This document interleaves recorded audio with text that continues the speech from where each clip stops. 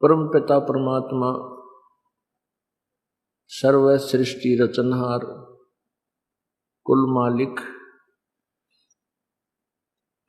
कबीर देव जी ये वही परमेश्वर हैं जो बनारस में भारतवर्ष की पवित्र धरती काशी में, काशी शहर में एक लहर तारा नामक तालाब पर,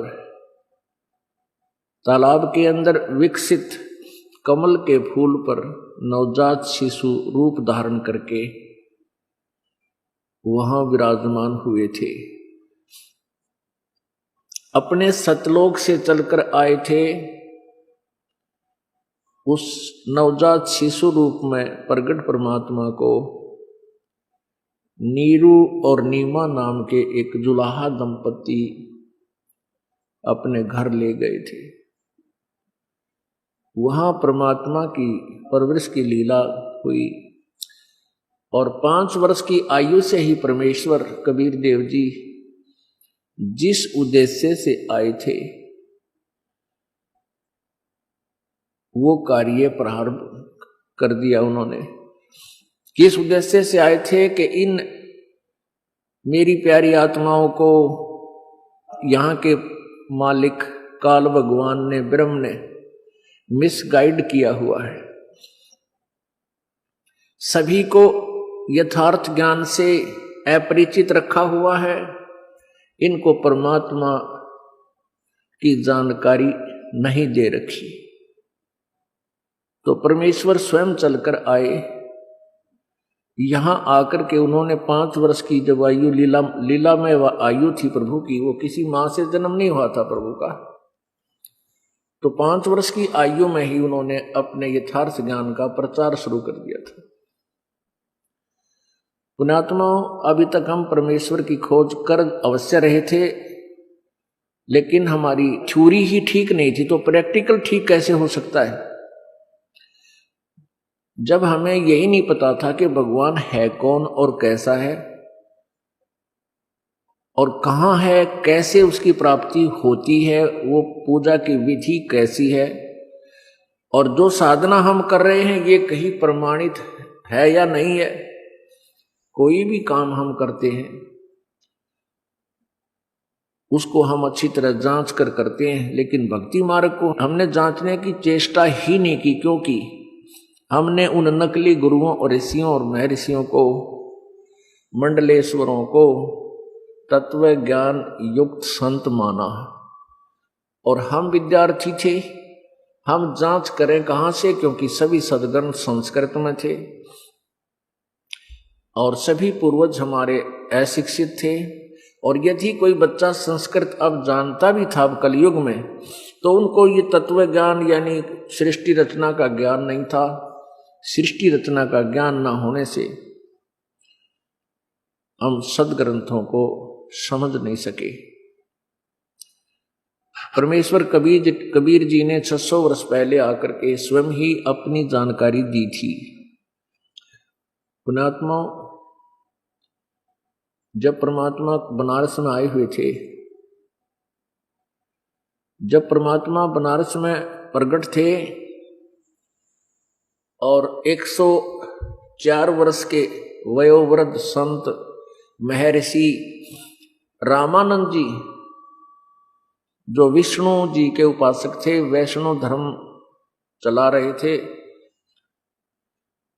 उनको परमात्मा ने तत्व ज्ञान से परिचित कराया। तत्व ज्ञान से परिचित कराया, उसके लिए परमात्मा ने अपने आप को एक दास, उनका एक शिष्य बनना पड़ा।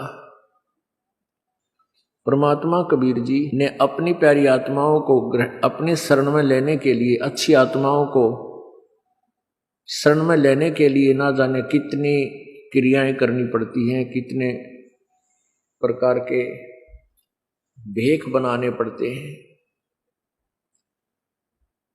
जैसे कबीर परमात्मा जी कहते हैं, वेद मेरा भेद है और मैं ना वेदन के माही, और जौन वेद से मैं मिलूं वो वेद जानते नहीं।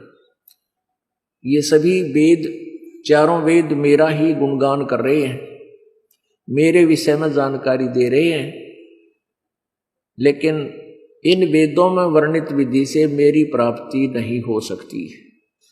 और जिस वेद से मेरी प्राप्ति हो सकती है वो इन वेदों में ज्ञान नहीं, ये वेद जानते नहीं। वो कौन सा वेद है? वो सूक्ष्म वेद है। वो पांचवा वेद सूक्ष्म वेद सच्चिदानंद घन ब्रह्म की वाणी, परम अक्षर ब्रह्म की वाणी, वो कबीर वाणी है। और कबीर वाणी के अंदर वो गूढ़ रहस्य छुपा हुआ है। कबीर वाणी को कबीर पंथी संत 600 वर्ष से पढ़ते हुए आ रहे हैं, और इनको भी कबीर साहब के बारे में कह का पता नहीं, कबीर पंथियों को भी। कुछ एक तो ऐसे सिरपरे कबीर पंथी बने हुए हैं, जैसे ये पारखी हैं, एक पारख सिद्धांत बना रखा उन्होंने, वो कबीर साहब के शत्रु हैं। वो कहते हैं जीव ही परमात्मा है और कोई भगवान नहीं है, और ये अपने आप ही नरमादा से, नर और मादा से संसार बनता है और बिगड़ता रहता है, कोई भगवान नहीं है। उनसे पूछा कोई कि तुम फिर कबीर साहब की वाणी को आधार बनाकर क्यों चल रहे हो? तुम अपनी वाणी बनाओ, अपना ही कोई और डफली बजाओ। यदि कबीर साहब को तुम परमात्मा मानते ही नहीं तो उनके द्वारा दिए गए ज्ञान को तुम जनता को सुनाते हो, उनका अर्थों का अनर्थ करके। तुम अपनी वाणी बना के दिखाओ, एक कबीर बीजक की जगह और पारख बीजक बना दो, पता लगे उस परमेश्वर का कोई सानी नहीं है, कबीर जी का ना उनके ज्ञान का कोई सानी है। अब अलग कोई से भगवान नहीं है तो परमात्मा शब्द ही नहीं आना चाहिए था किसी के शब्द कोश में। आत्मा हम हैं, वो परमात्मा है, वो श्रेष्ठ आत्मा है। परमात्मा हमारे ही जैसा है लेकिन हमसे समर्थ है, बहुत ज्यादा शक्तिशाली है। जैसे राजा भी मनुष्य होता है और एक रिक्शा चालक भी मनुष्य होता है, लेकिन उसमें उसकी शक्ति पावर में कितना अंतर होता है। ये कोई कहे कि राजा कोई नहीं होता, मनुष्य ही राजा होता है, ये तो बात ठीक है, राजा मनुष्य ही है, लेकिन जो राज्य पद पर है वो शक्तिशाली है। ऐसे ही परमात्मा जो है वो शक्तिशाली है, सर्वेश्वर है, महेश्वर है,